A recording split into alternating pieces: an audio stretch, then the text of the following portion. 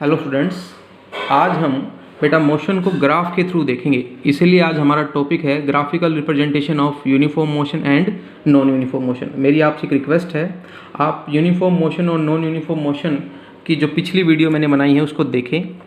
Non uniform motion दो type का है, उसमें मैंने बात की हुई है uniform acceleratory motion and non uniform acceleratory motion. तो अगर आपको वो वीडियो क्लियर होगी तभी ये वीडियो आपको समझ में आएगी। तो यूनिफॉर्म मोशन में हमने बताया हुआ है कि velocity is equal to constant होती है, ठीक है, और एक्सेलरेशन क्या होता है बेटा, ज़ीरो। नॉन यूनिफॉर्म मोशन में आपकी वेलोसिटी कांस्टेंट नहीं होती है, वेलोसिटी वेरी करती है और एक्सेलरेशन इस केस में ज़ीरो नहीं हो, ठीक है। नॉन यूनिफॉर्म का एक स्पेशल केस है, उसी को हम डिस्कस करेंगे, that is uniform acceleratory motion, जिसमें एक्सेलरेशन क्या रहता है बेटा, कांस्टेंट रहता है। इसमें एक्सेलरेशन की वैल्यू चेंज नहीं करती है।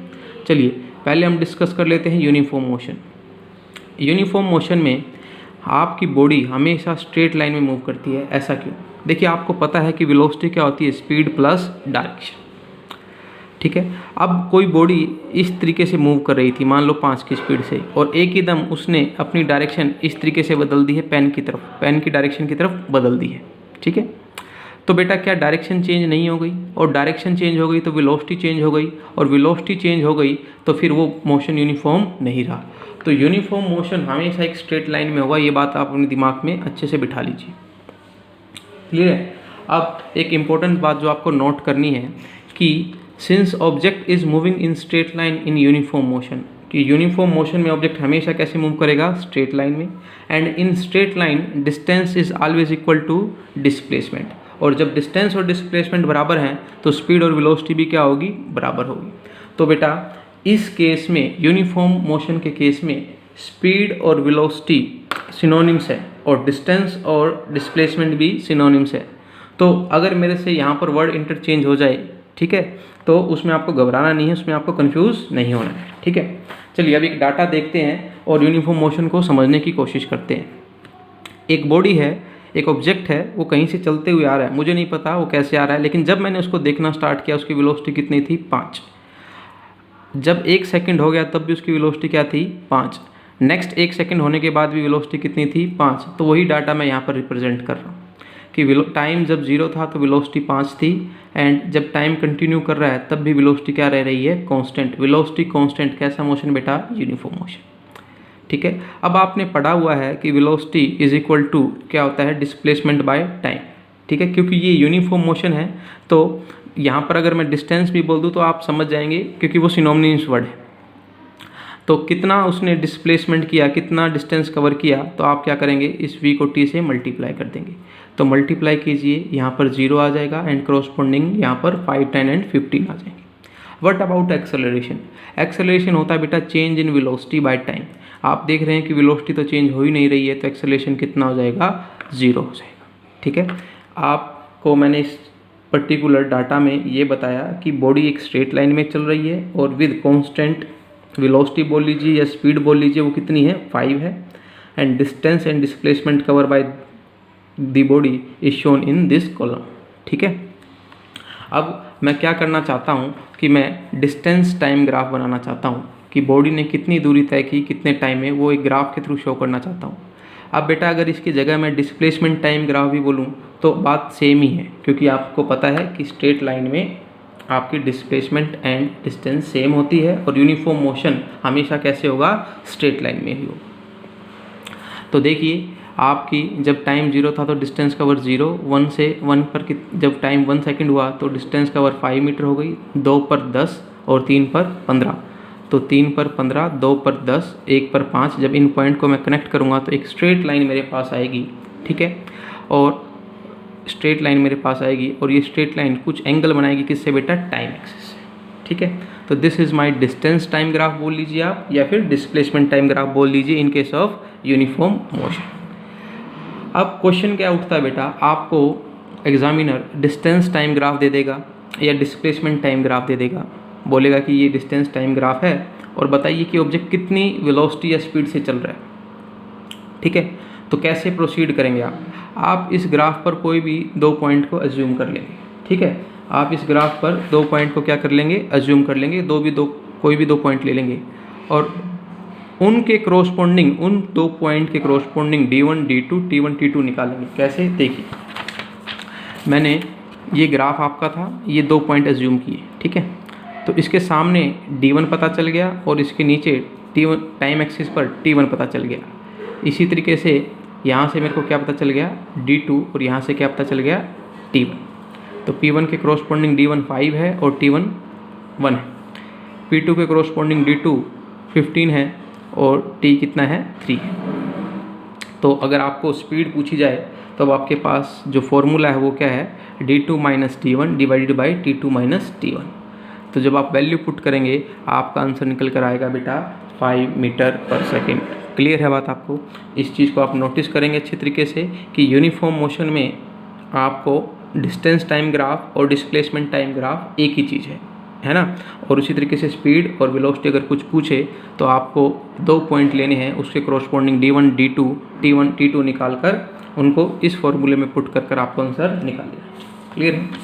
नेक्स्ट है आपका वेलोसिटी टाइम ग्राफ, ठीक है। यूनिफॉर्म मोशन की बात हो रही है तो आप इसको स्पीड टाइम ग्राफ भी बोल सकते हैं, है ना। तो देखिए आपकी बॉडी कैसे चल रही थी, जो आपका डाटा गिवन था, डाटा था कि बॉडी 0 से लेकर 3 सेकंड तक कितनी स्पीड से चली है, 5 से चली है। तो 5 स्पीड कांस्टेंट रहेगी आपकी और टाइम एक्सिस ये हो गई, ठीक है। अगर बेटा अगर इसको देखूं तो ये एक रेक्टेंगल बन गया है ना, और एक रेक्टेंगल का एरिया क्या होता है, हाइट इंटू दिस, ठीक है। तो 5 तो आपकी हाइट हो गई और लेंथ कितनी हो गई, 3 हो गई, तो आपका कितना एरिया आ गया रेक्टेंगल का, 15। अब आप थोड़ा नोटिस करें इस केस से कि जब आपका टाइम 0 था और जब टाइम 3 था तो बॉडी कितना चल चुकी थी, 15, और 15 ही क्या आपका आया है, ये एरिया है, which is equal to the distance cover by the object from t is equal to 0 to t is equal to 3, ठीक है। चलिए और एक केस लेकर थोड़ा सा वेरीफाई कर लेते हैं। मैं इन दोनों के बीच एरिया निकालना चाहता हूँ, time t is equal to 1 से t इज इक्वल टू 2 के बीच, ठीक है, ये एरिया। तो बेटा ये 5 हो गया और ये कितना हो गया, 1, तो एरिया कितना आ गया, 5 यूनिट। अब नोट कीजिए आप कि T1 से T2 के बीच आपने कितना मूव किया है, 5 से 10, 5 यूनिट ही मूव किया है, ठीक है कि नहीं बात आपको। तो which is equal to the distance cover by the object from T1 to T is equal to 2, ठीक है। अब आपको कुछ इम्पोर्टेंट बात नोट करनी है कि इन यूनिफॉर्म मोशन, जो कि स्ट्रेट लाइन मोशन होता है, एरिया अंडर VT कर्व, जब आपने VT कर्व के अंडर एरिया निकाला तो उसने आपको क्या दिया, डिस्टेंस दिया, ठीक है। VT बोल लें या ST बोल लें, बात एक ही है, स्ट्रेट लाइन मोशन है, ठीक है, यूनिफॉर्म मोशन है, ठीक है। वो किसके बराबर होगा बेटा, डिस्प्लेसमेंट या फिर डिस्टेंस के। समझ में आई बात आपको? इस बात को नोटिस करेंगे, 2 बात मैंने आपको बताई है कि अगर यूनिफॉर्म मोशन है और DT कर्व आपको दिया हुआ है तो 2 पॉइंट लीजिए, क्रोस्पोंडिंग D1 D2 T1 T2 निकालिए और D2 minus D1 divide by T2 minus T1 करेंगे तो आपको क्या मिल जाएगी, स्पीड या वेलोसिटी, ठीक है। अगर आपको VT कर्व दिया हुआ है, अगर आप उसका एरिया निकाल लेते हैं तो आप ये बता देंगे कि बॉडी ने कितनी डिस्टेंस या फिर डिस्प्लेसमेंट कवर की है। समझ में आई बात आपको? बट यहाँ से थोड़ा सा कंसंट्रेशन को दुगना कर दीजिए, कुछ इंपॉर्टेंट बात है, ट्रिकी बात है। बट मान लीजिए कि बॉडी नॉन यूनिफॉर्म मोशन में है परंतु स्ट्रेट लाइन में। नॉन यूनिफॉर्म का मतलब वेलोसिटी लगातार चेंज करेगी बेटा, मेरी बात आपसे हो चुकी है ना। वेलोसिटी चेंजेस, देखिए वेलोसिटी चेंज करेगी और यहाँ पर वेलोसिटी कांस्टेंट है, यहाँ पर वेलोसिटी कांस्टेंट नहीं है। तो वेलोसिटी कांस्टेंट नहीं है 2, 3, 14, परंतु सीधी लाइन में चल रही है, स्ट्रेट लाइन में, और स्ट्रेट लाइन में डिस्टेंस डिस्प्लेसमेंट के बराबर होता है और स्पीड किसके बराबर होती है, वेलोसिटी के बराबर होती है। तो अब जो बात लिखी हुई है ये मोस्ट इम्पोर्टेंट बात है, in non uniform motion but straight line motion, in non uniform straight line motion, body non uniform motion में है परंतु स्ट्रेट लाइन में है, तो ऊपर की गई बात यहाँ पर भी वैलिड है, above mention point is also valid. मतलब चाहे ये बात आपने यूनिफॉर्म मोशन को लेकर प्रूव की हो परंतु ये नॉन यूनिफॉर्म के लिए भी वैलिड है जब अगर बॉडी किस में चल रही हो, स्ट्रेट लाइन में, ठीक है। अब मैं इस बात को एक समराइज़ कर देता हूँ बेटा। देखिए यूनिफॉर्म मोशन जिसमें वेलोसिटी कांस्टेंट होती है वो उसको हम क्या बोल सकते हैं, स्ट्रेट लाइन मोशन भी बोल सकते हैं, और नॉन यूनिफॉर्म मोशन जिसमें वेलोसिटी कांस्टेंट नहीं होती। अब वेलोसिटी कांस्टेंट ना हो इसके लिए आपके पास 3 तरीके हैं। क्या तो आप मैग्नीट्यूड बदल दीजिए, जैसे यहाँ हो रहा है 10 से 12 हो रहा है, या फिर आप डायरेक्शन बदल दीजिए। देखिए मैग्नीट्यूड तो सेम रह रहा है परंतु यहाँ पर डायरेक्शन क्या हो गई, चेंज, या फिर आप दोनों चेंज कर दीजिए, मैग्नीट्यूड भी और डायरेक्शन भी। तो आपका केस कैसा हो जाएगा, नॉन यूनिफॉर्म। परंतु जिसमें मैग्नीट्यूड सेम रह रहा है वो स्ट्रेट लाइन मोशन है ना, और उस केस में डिस्टेंस और डिस्प्लेसमेंट बराबर हैं, वेलोसिटी और स्पीड क्या है, बराबर है। तो उस केस में बेटा मैं क्या बोल सकता हूँ कि एरिया अंडर वी टी और S T curve is equal to displacement और डिस्टेंस। क्लियर है बात आपको। परंतु जो नॉन स्ट्रेट लाइन मोशन है उस केस में डिस्टेंस डिस्प्लेसमेंट बराबर नहीं होंगे बेटा, वेलोसिटी और स्पीड बराबर नहीं होंगे। ठीक है कि नहीं बात आपको, क्योंकि इसमें आप देखें तो डिस्टेंस तो टोटल पाथ कवर होता था और डिस्प्लेसमेंट क्या होगा, आपका स्टार्ट पॉइंट और एंड पॉइंट के बीच शॉर्टेस्ट पाथ। तो जब डिस्टेंस और डिस्प्लेसमेंट बराबर नहीं तो वेलोसिटी और स्पीड भी बराबर नहीं होंगे। उस केस में आपका area under V T curve, क्योंकि वेलोसिटी डिस्प्लेसमेंट के साथ रिलेटेड है तो वो आपको डिस्प्लेसमेंट देगा, और area under S T curve आपको क्या देगा बेटा, डिस्टेंस देगा। इस चैप्टर को, इस टॉपिक को आपको बहुत अच्छे से समझना है, ठीक है। और नॉन यूनिफॉर्म मोशन हम नेक्स्ट वीडियो में कवर करेंगे। आपका कोई भी डाउट हो, कोई क्वेरी हो तो आप पूछ सकते हैं मेरे से कॉल करके। थैंक यू बेटा।